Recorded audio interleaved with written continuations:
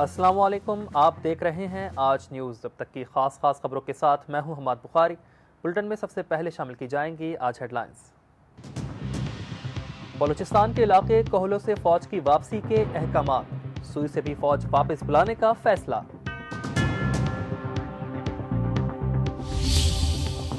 सदर आसिफ अली जरदारी ने कहा है कि पार्टी क़यादत के खिलाफ मीडिया ट्रायल से खौफजदा होने की जरूरत नहीं।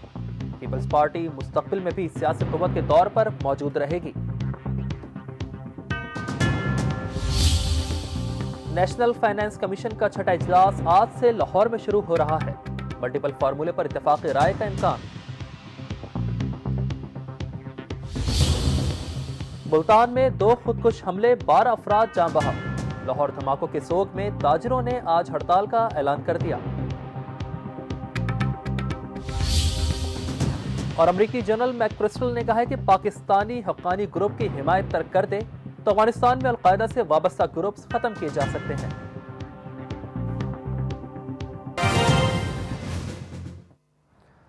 वज़ीर आज़म यूसुफ रजा गिलानी के हुक्म पर कोहलों से फौज की वापसी के अहकामात जारी कर दिए गए। कोहलों से फौज की वापसी का नोटिफिकेशन वज़ारत दाखिला की जानिब से जारी किया गया, जिसके मुताबिक कोहलों से फौज वापस बुलाने का हुक्म दे दिया गया है। फौज की वापसी पर कोहलो छावनी के इंतजामात फ्रंटियर कोर के सुपुर्द कर दिए जाएंगे। वज़ारत दाखिला का कहना है कि फौज की वापसी का फैसला आगाज़ हुकूक़ बलूचिस्तान के तहत किया गया है। सरकारी ज़राए के मुताबिक पाक फौज की कोहलो से वापसी का अमल आज सुबह से शुरू होगा। सुई से भी फौज वापस बुलाने का फैसला कर लिया गया है। ऐलान 2 माह बाद किया जाएगा।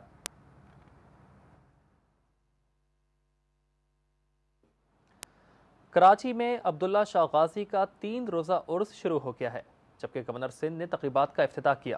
तफसीलात के लिए आपको दिखाते हैं असफर इमाम की रिपोर्ट। गवर्नर सिंध ने मज़ार पर चादर चढ़ाने के बाद फातिह खानी की और ज़ायरीन के लिए मुख्तलिफ सहूलतों का जायजा लिया।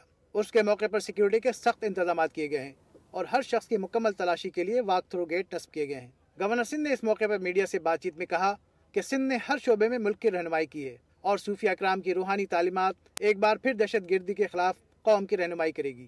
सिंध की यही बड़ी खुसूसियत है कि यहाँ बुजुर्ग और सूफिया इकराम का जो पड़ाव रहा और जो यहाँ पे आके उन्होंने इस्लाम की खिदमत की, मोहब्बत अखुवत का जो पैगाम पहुँचाया, उसकी वजह से सिंध धरती जो है वो अमन व आश्ती की धरती कहलाती है। अब्दुल्ला शाह गाजी की पैदाइश सन 98 हिजरी में मदीना मनव्वरा में हुई और 151 सन हिजरी में वो मकरान के साहिल पर इंतकाल कर गए। इनके अकीदतमंदों ने इन्हें यहाँ मौजूद इस पहाड़ी पर दफन किया, जिसके नीचे एक चश्मा भी बहता है जो आज तक ज़ायरीन की प्यास को बुझा रहा है और अकीदतमंद दूर दूर से यहाँ खिंचे चले आते हैं। बस परेशानी अल्लाह ताला दूर करे। दुआ मांगना है, 6-7 महीने से कभी आया नहीं था। दुआ वगैरह करेंगे मुल्क के लिए, अपने लिए, लोगों के लिए। सलाम ये सब भरने के लिए हम लोग आए हुए नहीं, मॉरिशस से। मज़ार की तज़ीम व आराइश के दौरान ज़ायरीन की सहूलत के लिए मुख्तलिफ इंतजाम किए गए हैं। लंगर खाने का इंतज़ाम बेहतर किया गया गुज़िश्ता साल की निस्बत, और इस दफ़ा यहाँ पर फ्री मेडिकल कैंप भी लगाया गया है, सिविलें भी हैं और हर एतबार से सफाई सुथराई का इंतज़ाम किया गया है। सिंध में इस्लाम इन सूफिया इकराम की तालीमात से फैला और आज तक इनके अकीदतमंद रूहानी रहनुमाई के लिए इनके दर पर हाजिरी देने का सिलसिला जारी रखे हुए हैं। कराची में अब्दुल्ला शाह गाजी के उर्स की तकरीबात शुरू हो गई हैं। इस मौके पर लाखों लोगों की यहाँ शिरकत मुतवक्को है, लेकिन मौजूदा दहशतगर्दी की हालिया लहर के दौरान सिक्योरिटी के इंतजामात एक चैलेंज साबित होंगे। असफर इमाम, आज न्यूज़, कराची। कारोबारी दुनिया के उतार चढ़ाव से आगाह करने के लिए आपको ले चलते हैं आज बिजनेस की जानिब।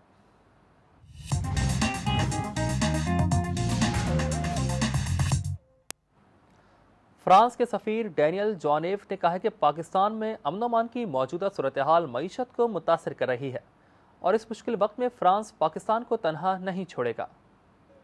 ये बात फ्रांसीसी सफ़ीर ने कराची के मुकामी होटल में पाक फ्रांस बिजनेस अलायंस के छठे ट्रेड परफॉर्मेंस अवार्ड की तकरीब में मेंबरान से खिताब करते हुए कही। उनका कहना था कि पाकिस्तान की मौजूदा अमन अमान की सूरत हाल उसके इत्तेहादियों के लिए भी एक बड़ा चैलेंज है। उन्होंने कहा कि इस मुश्किल सूरत हाल में फ्रांस पाकिस्तान को तनहा नहीं छोड़ेगा और दहशतगर्दी के खिलाफ जंग में पाकिस्तान की हर मुमकिन मदद करेगा।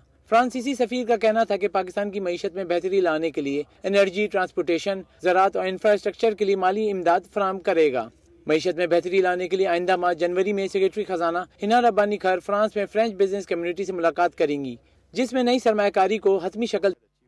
और अब आपको ले चलते हैं आज वर्ल्ड की जानिब।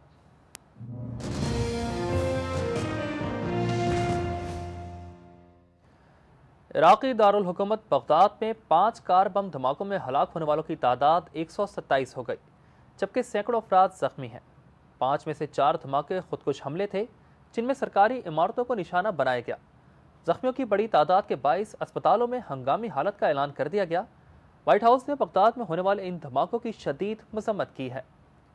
दूसरी जानिब इराक में पार्लिमानी इंतखाबात 6 मार्च 2010 को होंगे। ये बात इराकी इलेक्शन कमीशन ने बताई।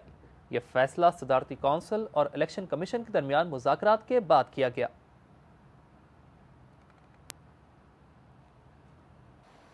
और अब आपको ले चलते हैं आज खेल की जानिब। आज sports news is brought to you by Clear. My name is Cristiano Ronaldo and I use Clear for Men. Clear Men, dandruff से non-stop हिफाजत।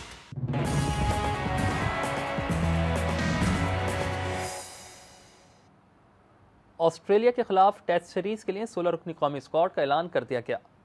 मोहम्मद यूसुफ टेस्ट और वनडे सीरीज के लिए कप्तान होंगे। साबिक कप्तान यूनुस खान को शामिल नहीं किया गया। कजाफी स्टेडियम लाहौर में चीफ सिलेक्टर इकबाल कासिम की जेर सदारत कौमी सिलेक्शन कमेटी के इजलास में ऑस्ट्रेलिया के खिलाफ टेस्ट सीरीज के लिए 16 रुकनी कौमी टीम का इंतखाब किया गया। ऑलराउंडर यासिर इरफात और विकेट कीपर सरफराज अहमद को ड्रॉप करके वतन वापस बुला लिया गया है। स्क्वाड में कप्तान मोहम्मद यूसुफ, कामरान अकमल, शुएब मलिक, सलमान बट, खुरम मंजूर, इमरान फरत, मिसबाहुल हक, फुआद आलम, फैसल इकबाल, उमर अकमल, दानिश कनेरिया, सईद अजमल, उमर गुल, मोहम्मद आसिफ, मोहम्मद आमिर और अब्दुर्रऊफ शामिल हैं। चीफ सिलेक्टर का कहना था कि बिलाशुबा शुएब मलिक की कारकर्दगी मायूसकुन है, लेकिन ऑस्ट्रेलिया के टफ दौरे के पेश नजर उन्हें तरजीह दी गई है। उन्होंने बताया कि डोमेस्टिक क्रिकेट न खेलने की वजह से यूनुस खान के इंतखाब पर गौर ही नहीं किया गया। उन्होंने तवक्को जाहिर की कि टीम उम्दा कारकर्दगी का मुजाहरा करके तवक्कुआत पर पूरा उतरेगी। प्रिंसिपल जैसे शुएब मलिक के लिए, ऐसे खुरम मंजूर के लिए और ऐसे ही फवाद आलम के लिए, जब तक आप किसी प्लेयर को ये देखिए, ये प्लेयर जो है ये इनके पीछे अच्छा सरमाया, इनकी अपनी मेहनत है।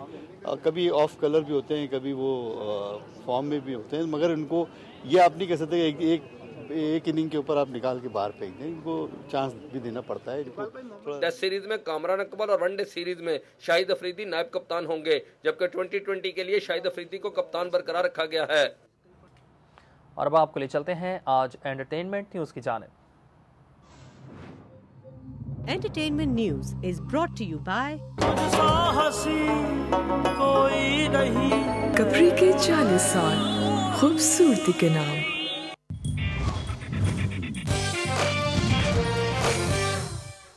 Upcoming American musical drama film Crazy Heart. How this don't feel like home anymore. We ought to go out and find some trouble to get into. Yeah, big trouble. जिसके राइटर डायरेक्टर है Scott Cooper और इस film की कहानी ली गई है Thomas corp के novel से। फिल्म क्रेजी हार्ट की कहानी घूमती है एक कंट्री म्यूजिक सिंगर के इर्द गिर्द और इसमें मेन कैरेक्टर को प्ले किया है जेफ ब्रिजेस ने, जो एक शादी से नहीं बल्कि बहुत सी शादियों की वजह से है परेशान। फिल्म क्रेजी हार्ट को रिलीज किया जाएगा 16 दिसंबर को। Give it one more try.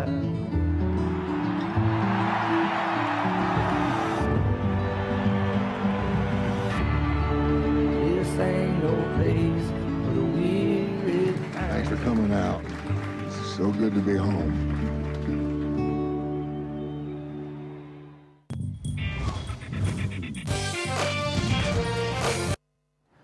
ये थी बुलेटिन में शामिल अब तक की खास खबरें। दुनिया भर की मजीद अहम खबरें और अपडेट्स जानने के लिए देखते रहिए आज न्यूज़, और आप विजिट भी कर सकते हैं हमारी वेबसाइट www.aaj.tv। देखते रहिए आज न्यूज़।